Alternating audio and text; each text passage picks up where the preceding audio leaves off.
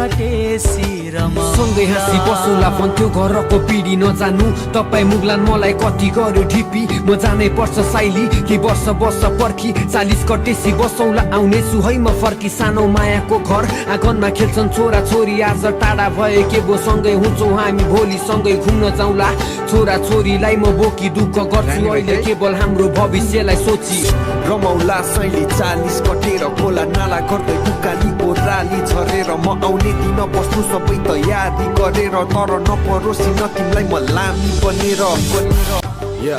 कुकुरको रुवाई हुन्छ बस्दा दिनलाई गनेर मलाई नि थाहा छैन कति हुन्छ अबेला राति कहिले काहीँ कुर्छु सपनीमा झस्केर खाटको डिलमा बसेर रुन्छु तिमीलाई सम्झेर भूमि तातो कालवरी परि घुमिरहेको लाग्छ कहिले काहीँ यो शरीर फर्किन्छ